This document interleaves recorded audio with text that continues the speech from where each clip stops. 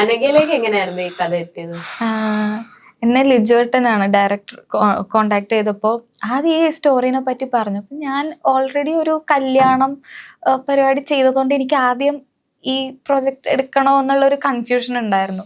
അപ്പം അതിനു മുമ്പും കുറച്ച് ചില പ്രൊജക്ട്സ് വന്നപ്പോൾ എനിക്ക് അർജുൻ ചേട്ടൻ്റെ പേര് വന്നായിരുന്നു. അപ്പോൾ വർക്ക് ചെയ്യണമെന്ന് ആഗ്രഹം ഉണ്ടായി, പക്ഷെ ഇത് എടുക്കണോ എന്നുള്ള കൺഫ്യൂഷൻ പിന്നെ അതങ്ങ് പോയി. കുറച്ച് കാലം കഴിഞ്ഞിട്ടാണ് ലിജു ചേട്ടൻ വന്ന് ചോദിക്കണത്, അനഘ ഫ്രീ ആണെങ്കിൽ ഇതൊന്ന് കേൾക്കുമോ.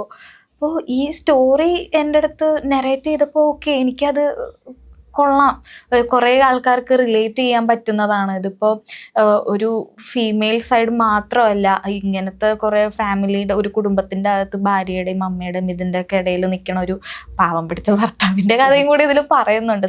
രണ്ടുപേരെയും, അമ്മേനെയും ഭാര്യേനെയും ഒരുപോലെ ഡീൽ ചെയ്യാൻ ശ്രമിക്കുന്ന ഒരാൾ. അപ്പോൾ മൊത്തത്തിൽ എല്ലാവർക്കും ഒന്ന് റിലേറ്റ് ചെയ്യാൻ പറ്റും.